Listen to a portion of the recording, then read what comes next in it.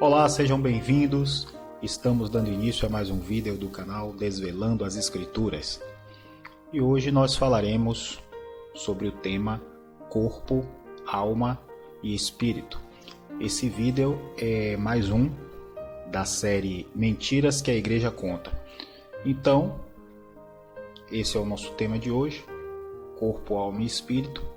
E é sobre isso que nós vamos discutir e questionar nesse vídeo, tá bom? Então, já aproveitando, peço a todos que, se gostarem, deixe o seu like, compartilhe, faça comentários e vamos ao nosso estudo. Então, primeira coisa, como sempre, lembrando que nós temos uma linha filosófica muito grande e sempre estamos questionando. Nós vamos apresentar algumas versões relacionadas a essa ideia do corpo, alma e espírito. E nós vamos questionar a Bíblia, se realmente isso tem fundamento. Então, nossa primeira pergunta é: essa formulação é bíblica? Vamos descobrir isso agora. Bem, essa primeira parte eu vou fazer refutação. Eu vou apresentar alguns argumentos e nesse momento agora eu estou refutando esses argumentos que eu vou mostrar aqui a vocês agora. Então, vamos tratar nesse momento da teoria tripartite da alma de Platão. A teoria tripartite da alma de Platão é uma teoria da psique proposta pelo filósofo grego antigo Platão em seu tratado sobre a República. Bem, vamos dar uma olhadinha aqui rápida na nossa referência. Como vocês já sabem, a referência está aqui no rodapé. Vocês podem conferir no Wikipedia. Então, eu não vou falar muita coisa aqui. Eu já tenho no slide o que eu quero comentar, mas a referência está aqui. Aqui está a figura, a caricatura do Platão, né? Enfim, vocês podem consultar aqui e ver algumas coisas interessantes, mas eu não quero trabalhar muito nessa área aqui não, nesse aspecto não. O que eu queria, como eu falei, eu já extraí. Então, vamos ao próximo slide. Conceito tricotômico de Platão. Corpo refere-se ao aspecto físico. Alma refere-se à sede das emoções, à nossa mente. E o espírito se refere à nossa natureza espiritual, nossa ligação com Deus. Não se esqueçam que está em vermelhinho aqui em cima, refutação. Eu vou refutar, eu vou provar que isso aqui é antibíblico. Esse conceito aqui foi criado por um homem, como eu falei anteriormente, chamado Platão, e ele divide, vamos dizer assim, a natureza humana dentro desses três itens, mas dessa forma que ele descreve aqui, tá? Vamos em frente que vocês vão entender melhor. Então vamos falar mais um pouco sobre a tríplice natureza do homem. Quando passamos a analisar o homem do ponto de vista de uma constituição, a antropologia teológica passa a descrevê-la como um trino, isso é, composto de três partes, corpo, alma e espírito. Porém, quando o analisamos do ponto de vista de sua natureza, então ele é visto como um ser portador de duas naturezas, a humana ligada com o corpo e a divina ligada com a alma e o espírito. Essa definição eu peguei aqui nesse blog, eu achei interessante, porque exatamente ele mistura coisas verídicas com coisas inverídicas. Então por isso que a gente precisa dar uma olhadinha em diversas fontes. Eu achei ela bem interessante para poder fazer refutação, é claro.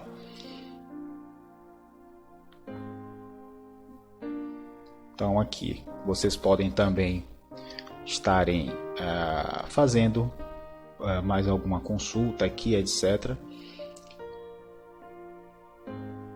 Mas não é muito o que nós vamos explicar. Eu quero me focar, é claro, em explicar a vocês aqui a verdade, não a mentira, né?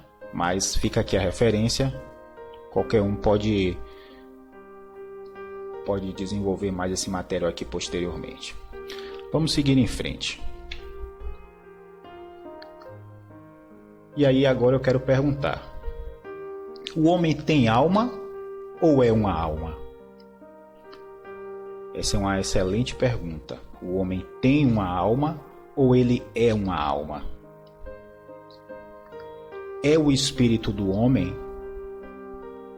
Ou seja, o espírito realmente ele tem um papel destacado dentro desse aspecto tricotômico, corpo, alma e espírito?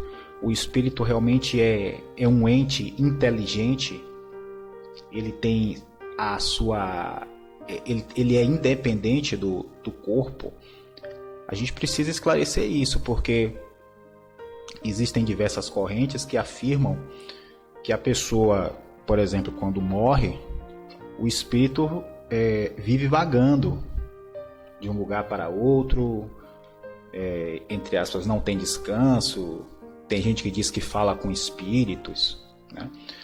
Tudo isso, como vocês bem sabem, sem nenhum tipo de comprovação e sem nenhuma base, no nosso caso aqui, nenhuma base bíblica para dar sustentação a essas afirmações. Mas vamos em frente. A verdadeira antropologia teológica seria essa aqui. Então vamos ao livro de Gênesis 2:7. E formou o Senhor Deus o homem do pó da terra, e soprou em suas narinas o fôlego da vida, e o homem foi feito alma vivente. Então vamos prestar atenção aqui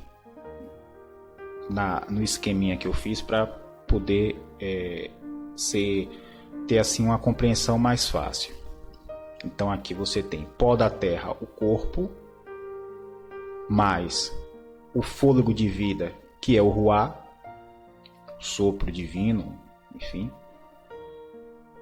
que é igual à alma vivente, que é o homem.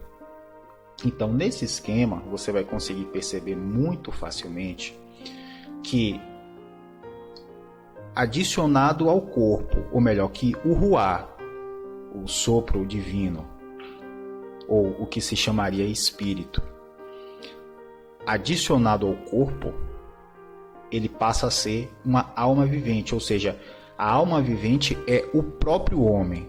O homem é a alma vivente. Então, o homem ele não tem uma alma, o homem é a alma. Isso fica bem claro no próprio texto. E a gente vai demonstrar, através de diversos textos bíblicos, que o homem é uma alma vivente. Vamos aos próximos slides.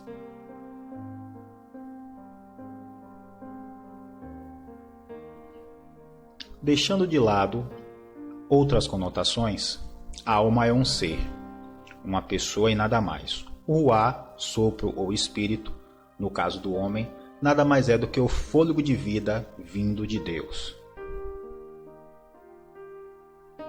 Sem o ruá, o corpo está morto. O espírito é apenas uma energia. O desenvolvimento intelectual do homem está ligado ao seu crescimento físico. Depende do corpo. Vamos a outras perguntas. As escrituras provam que alma é um ser vivente? Então vamos mergulhar agora nas escrituras para comprovar que a alma é um ser vivente.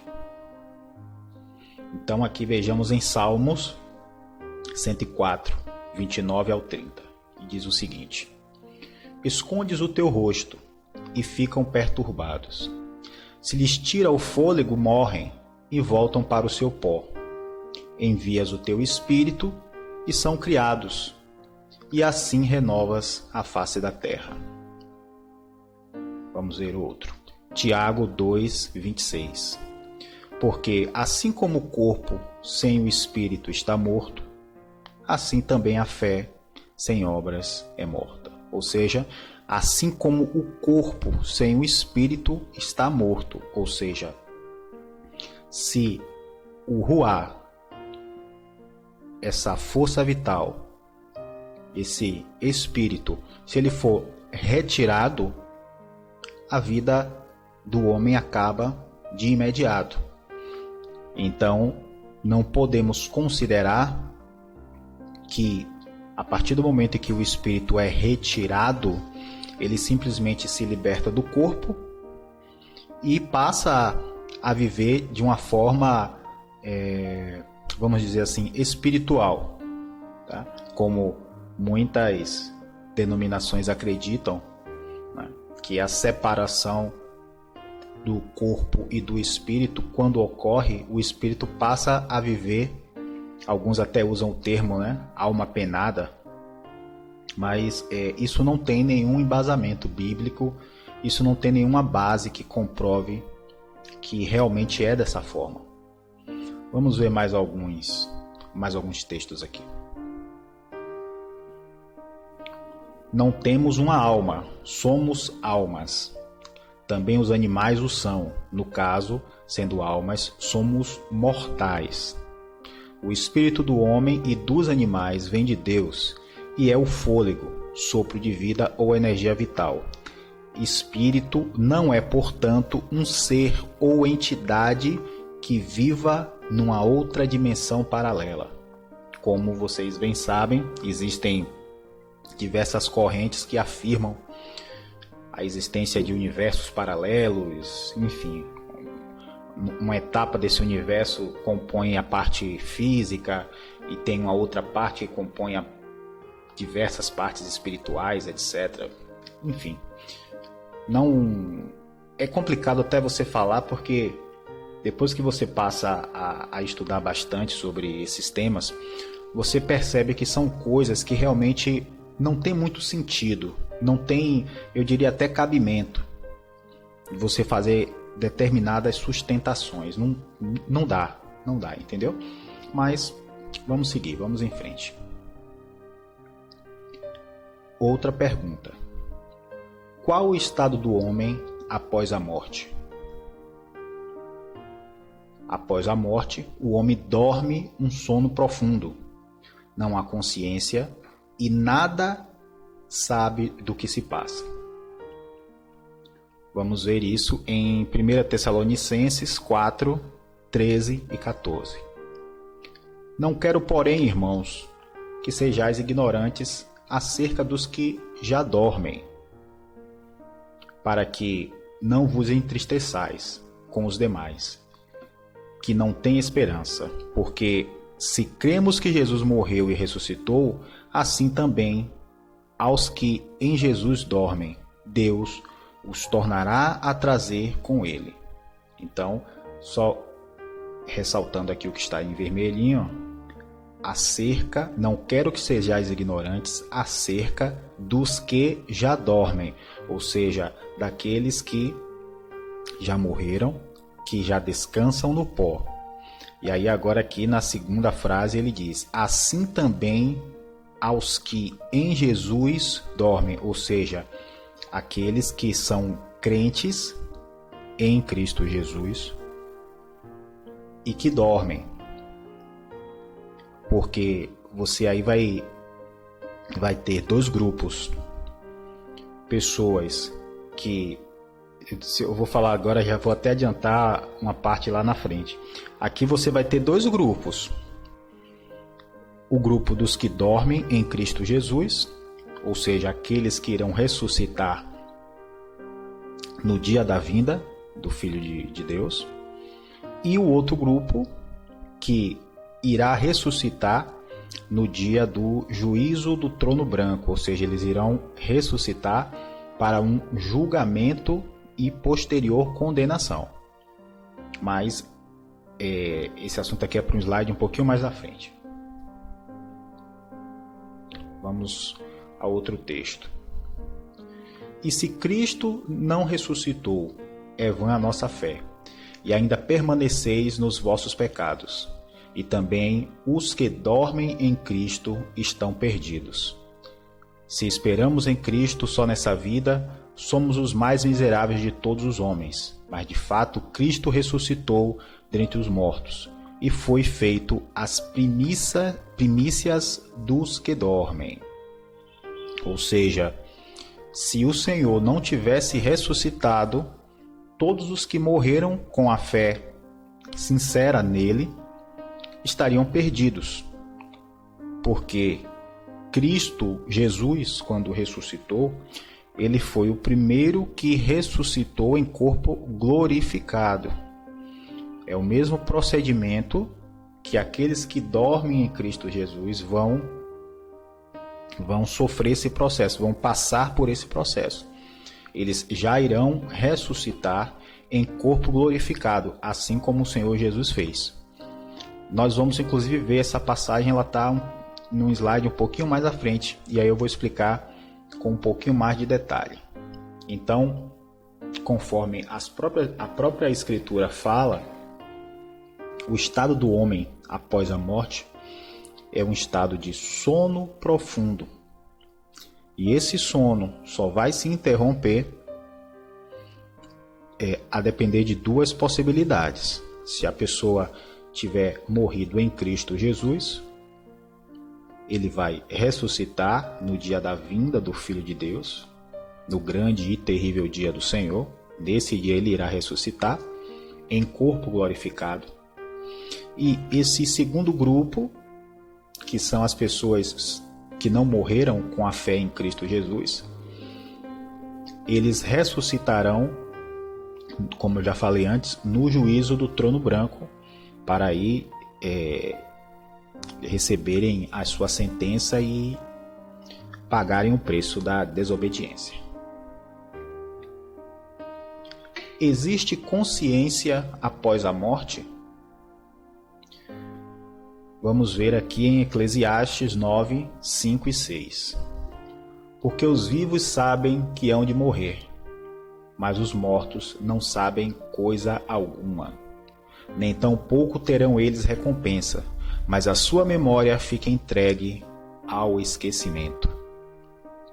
Também o seu amor, o seu ódio e a sua inveja já pereceram, e já não tem parte alguma para sempre em coisa alguma do que se faz debaixo do sol. Vamos à próxima. Eclesiastes 9:10. Tudo quanto te vier à mão para fazer, faze-o conforme as suas forças, porque na sepultura, para onde tu vais, não há obra nem projeto, nem conhecimento, nem sabedoria alguma. Então, o texto aqui ele vai relatar que após a morte, a pessoa não desempenha nenhum papel, não faz planos, não tem nenhum projeto, não tem sabedoria. Tudo isso se esvai a partir do momento em que a pessoa morre, ou seja, a partir do momento em que o espírito, ou melhor, o ruá, ele se desliga da matéria, ou seja, do corpo. Um volta para o pó e o outro volta para Deus, conforme a própria Escritura fala. Porque na morte não há lembrança de ti, no sepulcro quem te louvará? Salmos 6, 5. Sai-lhe o espírito, volta para a terra.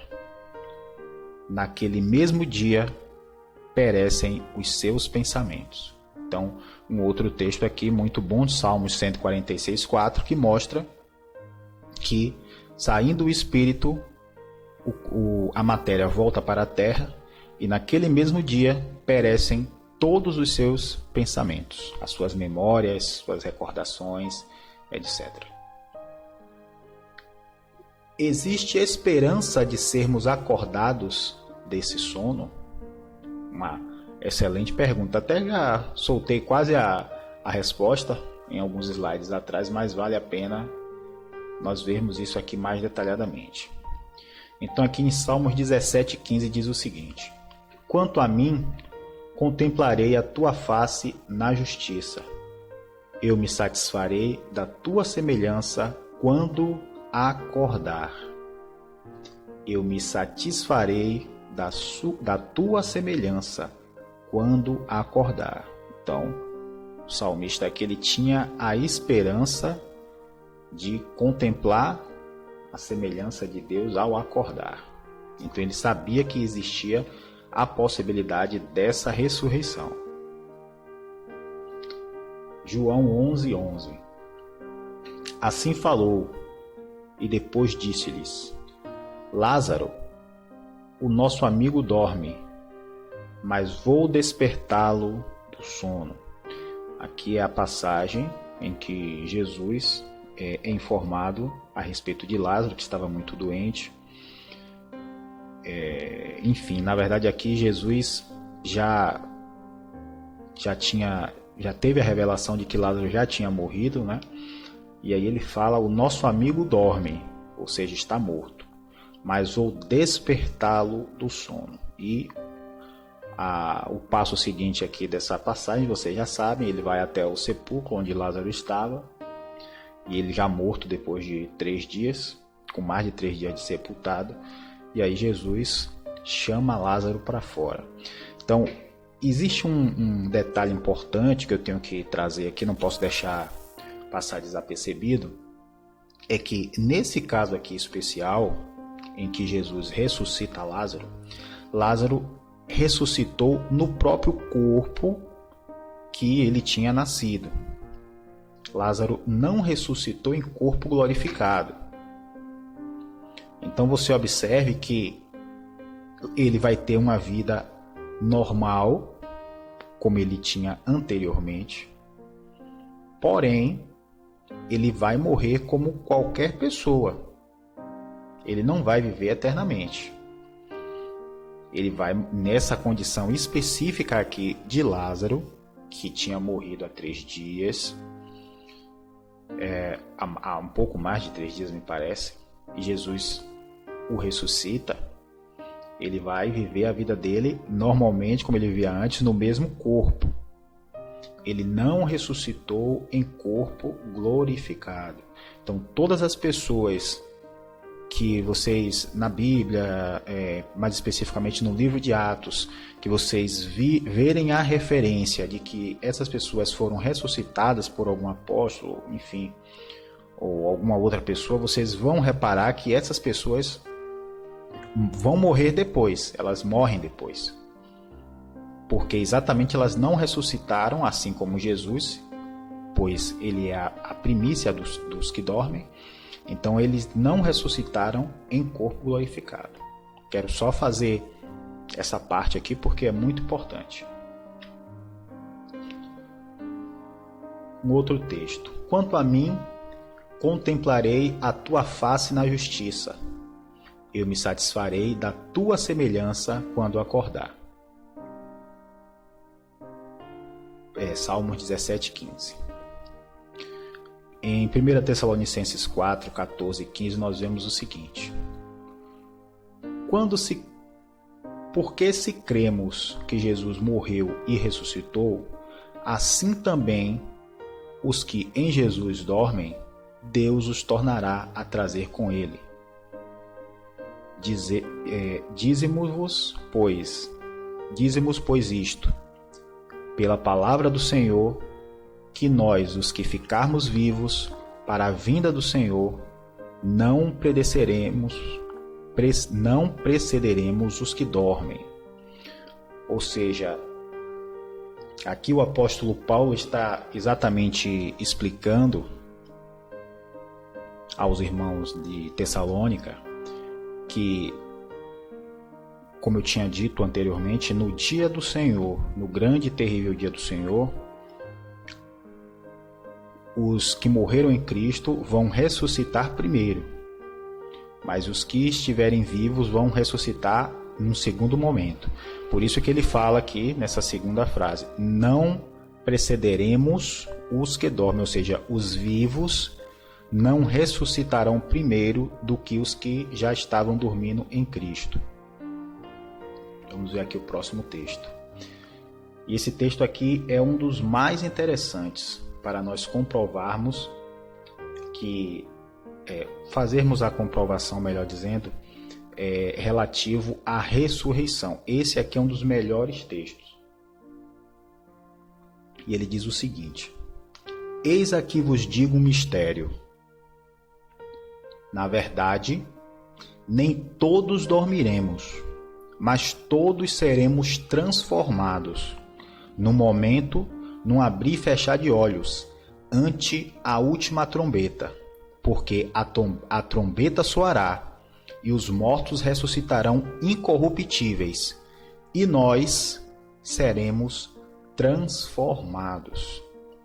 Ou seja, aqui essa carta, em 1 Coríntios 15, ele explica, ratifica melhor o que foi dito lá em Tessalonicenses. Então, o que ele diz?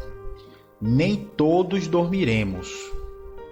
Ou seja, no dia do Senhor, muitos estarão vivos.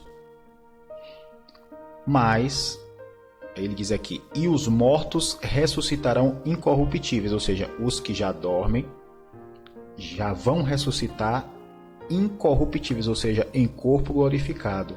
E nós, os que estivermos vivos, seremos transformados num abrir e fechar de olhos. Em um certo aspecto, é uma morte, porque esse corpo corruptível ele vai ser completamente destruído. Vai ser desfeito num abrir e fechar de olhos. E já ressuscitaremos em corpo glorificado após a ressurreição dos que já dormiam em Cristo. Então, esse texto aqui realmente é muito interessante para realmente comprovar o que nós estamos dizendo aqui hoje, com relação ao estado das pessoas que já morreram. Então, pessoal, aqui agora eu vou retomar só para fazer uma pequena alusão novamente a Gênesis 2:7, mas antes eu queria mostrar uma sequência de imagens aqui, eu esqueci de mostrar no começo, para vocês perceberem como essa discussão da tricotomia, corpo, alma e espírito, ela é complicada, né? Existem pessoas aí que levantam diversas versões e muitas histórias, mas enfim, eu prefiro ficar com as escrituras, vou ser bem direto. Então aqui nós temos uma ilustração. Claro que o que eu estou mostrando aqui é material que eu estou refutando, eu estou dizendo que isso aqui não existe, tá? Segundo as escrituras. Eu estou trazendo aqui só para ilustrar. Então aqui, ó, ele fala que ele traz, né, essa figura aqui, espírito, perispírito, ou seria a alma, e aqui o corpo. E aí ele fala, vimos na semana passada, tal, a alma é o espírito encarnado. Tá vendo? A alma é o espírito encarnado. Você sabia que os acontecimentos de cada vivência ficam registrados no perispírito como numa espécie de HD de computador? É a memória espiritual. Vamos lá, vamos ver outra coisa aqui. Aqui é um outro entendimento, né? Ele mostra aqui o corpo, a alma e o espírito, né? Aí ele fala que o espírito sobe, Deus, reino de Deus. O corpo desce, lei do pecado e da morte, Satanás, império das trevas. Realmente é um esquema um pouco complexo de se entender, né? Mas enfim, aqui nós temos outro, que aí ele traz aqui, né, o espírito, Aí ele traz as características: homem interior, homem emotivo, homem exterior. A vontade própria estaria aqui associada à alma. O corpo ele tem a visão, audição, tato, paladar, olfato, né? Enfim. O gráfico mostra a tríplice constituição do homem.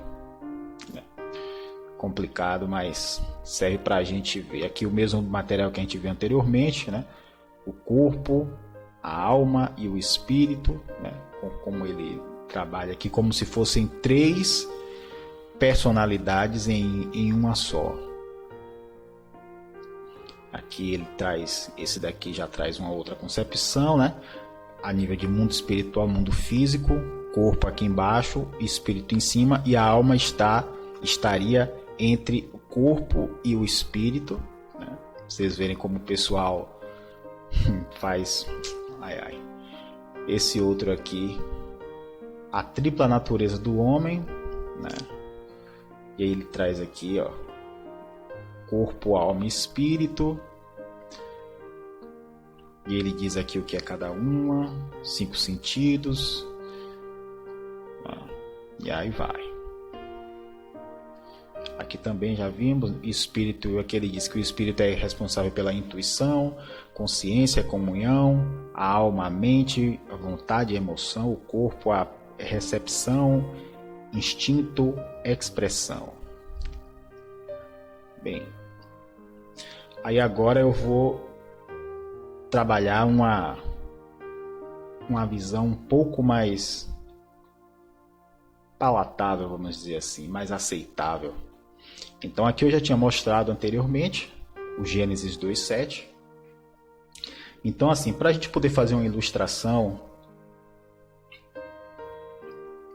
e vocês entenderem melhor como se dá essa questão do ruá inserido ao corpo que ele gera a alma vivente, que é o próprio homem, vamos fazer essa alegoria aqui.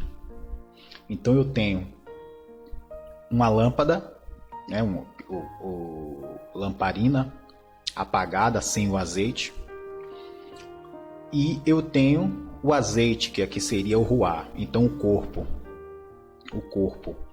é a lamparina, o ruá é o óleo ou azeite. Então, assim que você adiciona o azeite ou o ruá dentro da lamparina ou do corpo, você vai ter, que é igual a lamparina acesa, que seria a alma vivente ou o homem. Que seria não, que é. Então, a partir do momento em que você elimina o espírito, você deixa de ter, assim que você elimina o ruá, você deixa de ter exatamente a alma vivente. E aí só resta o corpo ou a lamparina. E a gente sabe que o corpo sem o ruá, sem o fôlego de vida, ele volta ao pó da terra, ele se desfaz. A partir do momento em que é inserido nele, no corpo, o fôlego de vida, assim se estabelece a alma vivente, ou o homem. Então, essa é a orientação que a Bíblia nos dá. Não é, vamos dizer assim, uma coisa tão simples de aceitar ou de entender, tendo em vista que ao longo de nossas vidas nós fomos realmente muito bombardeados com versões, tendo fruto principalmente no espiritismo, que diz que, inclusive a própria emissora, né, maior aqui do Brasil, ela investiu muito nisso ao longo de diversos anos. Tem aquela novela A Viagem, né, que ele fala exatamente desse momento em que o corpo desencarna e a partir daquele momento o espírito passa a viver livremente e praticar coisas, etc. Não tem nenhuma nenhuma base, não tem nenhuma sustentação esse tipo de afirmação. Até porque, como foi comprovado pelos textos bíblicos, nós podemos ver, podemos comprovar que a partir do momento em que ocorre a morte, o corpo é desfeito, volta para o pó da terra, o sopro volta para Deus. E a alma vivente ela vai dormir no pó da terra até o momento em que ela venha a ser ressuscitada. Todos ressuscitarão, todos ressuscitarão. Alguns para a vida eterna e outros para a condenação eterna. Então, pessoal, vamos chegando aqui ao final desse vídeo. Eu espero que vocês tenham gostado. Como sempre, se vocês tiverem alguma dúvida, pode utilizar o e-mail que tem na descrição ou então falar comigo pelo chat lá do Facebook. E novamente eu peço a vocês que deixem seu comentário, né? Deixe o like também. E por hoje é só isso, tá bom? Eu agradeço a todos e até o próximo vídeo.